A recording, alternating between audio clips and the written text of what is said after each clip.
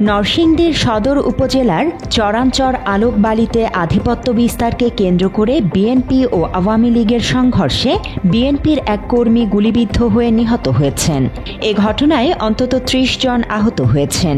দীর্ঘ ১ বছর পর নাশকতার নানা পরিকল্পনা নিয়ে বৃহস্পতিবার ভোরে আলোকবালিতে পলাতক লীগের নেতাকর্মীরা ফেরার চেষ্টা করলে বিএনপির একটি পক্ষ বাধা দেয়। সে সময় ঘটে সংঘর্ষের ঘটনা।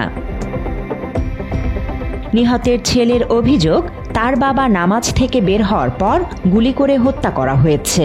নামাজ পড়ে বের হইছে, যতটুকু বুঝতে পারছি খুব কাছ থেকে গুলি করা হয়েছে, ঠেকায় আমার বাবাকে নৃশংসভাবে হত্যা করা হয়েছে। স্থানীয়রা বলছেন ৫ আগস্টের পর আলোকবালিতে বিএনপির দুটি গ্রুপ সক্রিয় হয়েছে।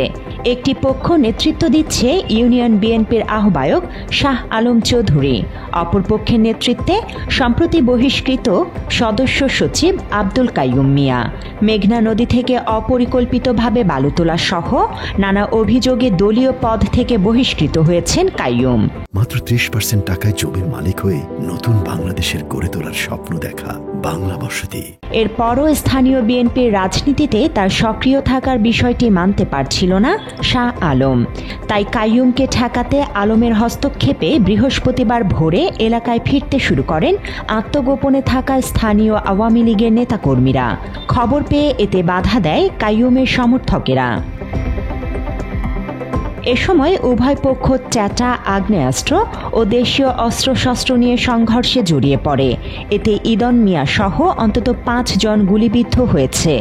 আহতদের উদ্ধার করে নরসিংদী সদর হাসপাতালে নেওয়া হলে ইদনকে মৃত ঘোষণা করেন কর্তব্যরত চিকিৎসক।